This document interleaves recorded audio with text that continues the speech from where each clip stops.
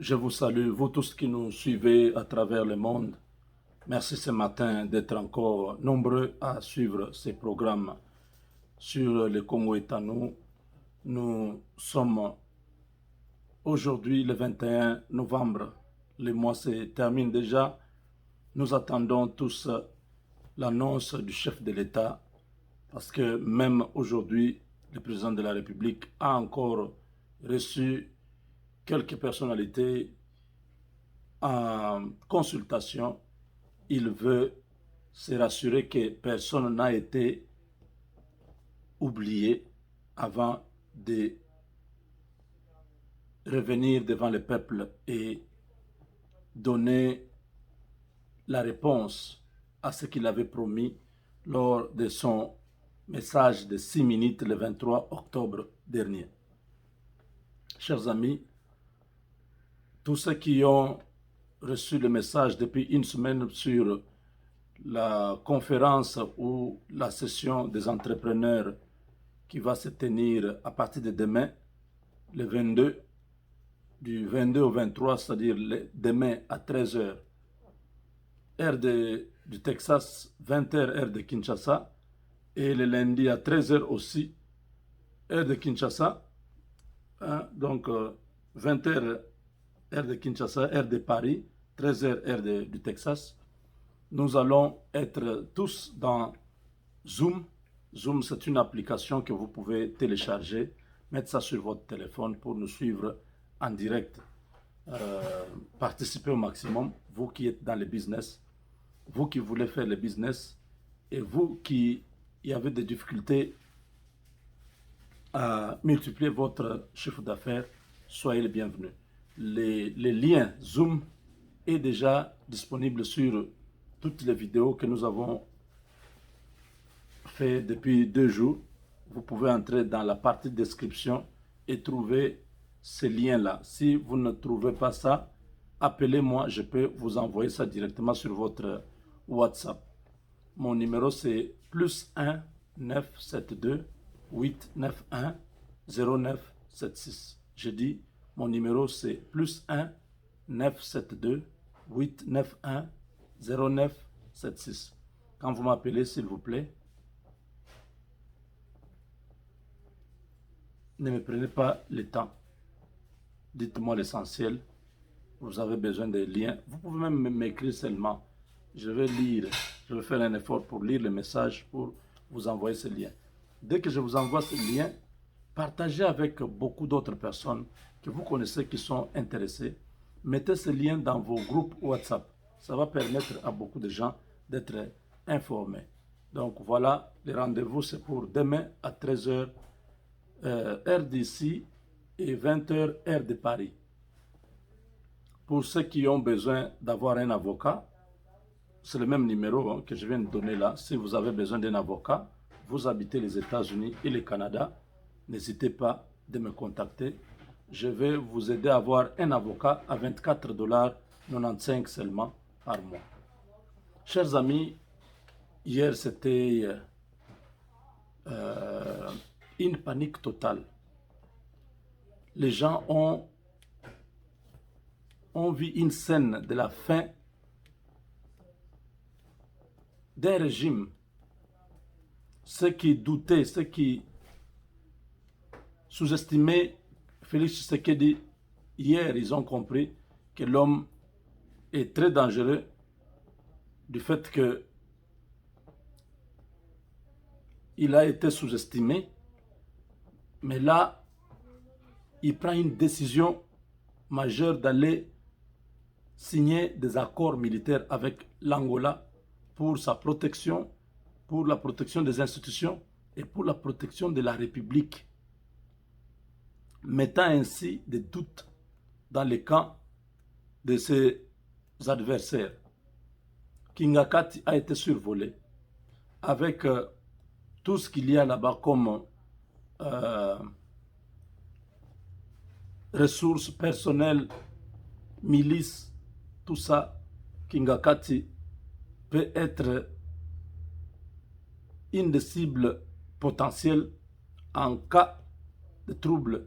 Kingakati sera rasé dans moins de 5 minutes. Nous avons vu les avions angolais dans les ciels du Congo. Les Belges ne sont pas contents. Ils ont commencé à critiquer. C'est tout à fait normal. On n'a plus besoin des Belges pour nous aider. Ils ont été plusieurs fois à la base de l'instabilité. C'est eux qui ont amené Kabila au pouvoir. Et aujourd'hui, nous ne voyons pas par où les Belges sont nécessaires pour venir nous aider dans ce qui se passe. Eux, au contraire, veulent que ça s'embrase. Ils veulent que ça se complique. Quand le journal le soir écrit des choses du genre, Félix Tshisekedi était parti négocier pour sa protection, pour ceci. Il a demandé qu'on envoie 6 avions, mais les Angolais ont envoyé seulement 2 avions. Du mensonge. Du mensonge.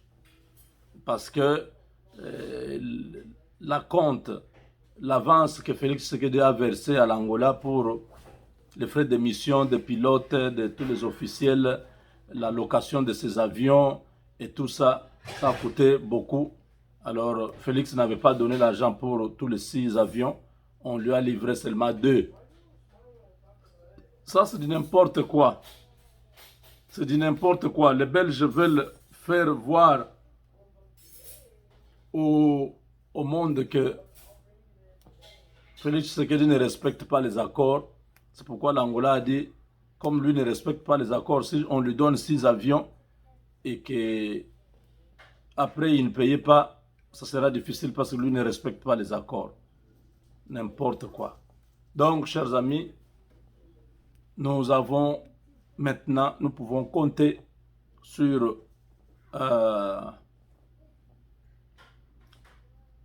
l'appui de l'Angola. Pourquoi j'insiste depuis plus d'une année sur l'Angola? Les États-Unis sont ceux qui soutiennent Félix Tshisekedi.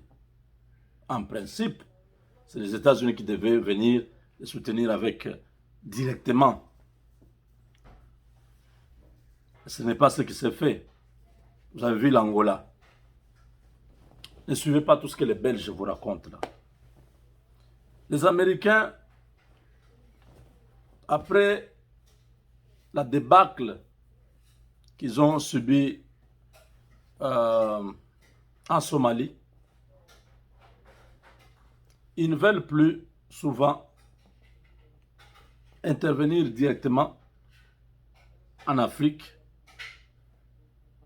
pour éviter encore ce genre de drame, parce qu'en Somalie, c'était une guerre très bizarre auquel les Américains ont eu beaucoup de difficultés.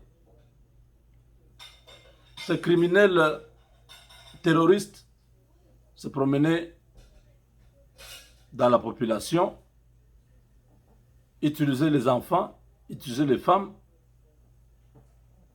Vous pouvez voir un enfant qui vient, vous pensez un enfant, il arrive là où vous êtes, il se fait exploser avec vous. Tous les militaires meurent. Mais c'était un enfant. Vous ne pouvez même pas penser que c'était un problème. Donc on a fait aux Américains de ce genre de choses. C'est comme ça que, vous avez vu, maintenant pour que les États-Unis interviennent, ils utilisent un pays, ils donnent toute la logistique pour atteindre cet objectif-là. Vous avez vu en Libye, la France est intervenue en Libye, mais la logistique, toute la logistique était américaine. Même maintenant là au Sahel, la logistique, les ravitaillements, tout ça c'est américain. Les Français interviennent directement, mais derrière là, c'est les États-Unis qui étaient en train de faire cette opération-là. Même à l'époque du maréchal, c'est le Rwanda qui a attaqué les Zaïre. La logistique était américaine. Ken Ouadondo vous a dit.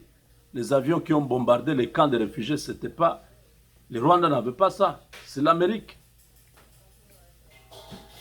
Même pour faire partir Yahya Jammeh, on a utilisé des pays pour qu'ils puissent se dégager. Donc, c'est assez fréquent. C'est assez fréquent maintenant que pour en finir avec quelqu'un que les Américains veulent effacer, ils utilisent un pays. C'est l'Angola qui vient au Congo pour terminer cette histoire de Rwandais, Ougandais, tout ça. C'est l'Angola qui a reçu les matériels nécessaires, la logistique nécessaire pour faire ce travail-là. Quand vous voyez Mike Hammer vous dire le gouvernement américain soutient Félix Tshisekedi, vous voulez quoi? Mais le soutien est là. L'Angola que vous avez vu, c'est sur ordre des Américains que le président Lorenzo a donné son accord. Il fallait que le président Tshisekedi aille formaliser cela. C'est les États-Unis. Ils ont une flotte importante en Angola. Le porte-avions est dans les eaux territoriales de l'Angola actuellement. Donc l'Africom, qui a la mission de renforcer la présence militaire américaine sur le sol africain, travaille avec l'Angola parce que dans la chaîne de commande de FARDC, les Américains n'ont pas confiance. Il y a beaucoup de généraux qui sont corrompus. Il y a beaucoup de généraux qui sont sur la liste noire. Alors, les opérations avec les FARDC risquent de prendre longtemps parce qu'il y aura toujours des trahisons. Il faut passer par l'Angola. C'est ce qui s'est passé. Sur le plan géostratégique, l'Angola et la RDC sont des pays que les États-Unis protègent maintenant contre l'influence chinoise, l'influence russe. Vous avez appris que les Russes ont signé des accords avec le Soudan pour la construction d'une base navale sur l'océan, sur la mer Rouge. Qu'est-ce qu'ils viennent chercher là? Oh non, c'est un point de ravitaillement de personnel, logistique. Juste à quelques mètres de là, au Djibouti, les Chinois ont leur base navale là-bas. Qu'est-ce qui se cache?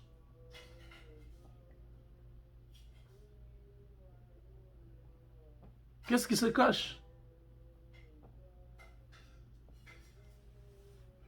Parce que les Américains sont intéressés à la RDC et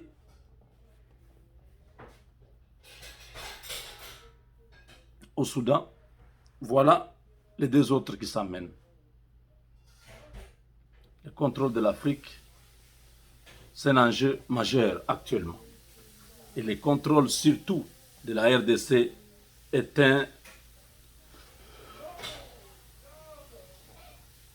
une nécessité pour ces puissances que je viens de citer ici. Donc, voilà pourquoi vous voyez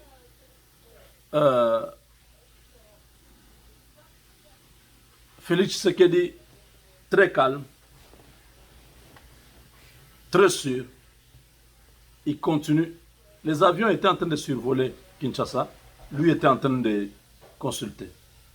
Il est calme parce qu'il a été assuré de pouvoir seulement faire ce qu'il est en train de faire. L'annonce est fracassante. Kabila et toute sa famille interdit de quitter Kinshasa. Jusqu'à ce que Félix Tshisekedi parle. Quand il va faire son annonce, on verra en ce moment-là si on peut laisser ces individus s'échapper. Mais Kabila n'échappera pas aux Congolais. Parce que c'est maintenant le sang des Congolais qui tourmente son esprit. Le sang des Congolais est en train de hanter. Ça hante son esprit, son âme, sa personnalité, sa personne. Il a sur sa conscience beaucoup de crimes. Je dis bien sur sa conscience, il a beaucoup de crimes. Je l'ai dit, de la même manière qu'il était venu, c'est de la même manière qu'il rentrera. Rien de ce qu'il a pris des Congolais ne partira avec lui.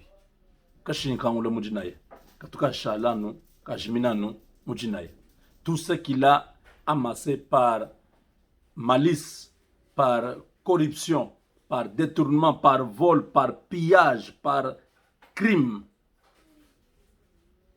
il laissera le tout.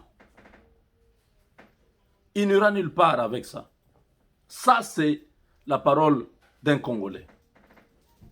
Nous sommes en train de... Nous sommes en train de les maudire, et lui et sa famille. Tout ce qu'ils ont pris des Congolais, ils laisseront aux Congolais. Ils sont venus main vide, ils rentreront main vide. Avec Dieu, nous vaincrons.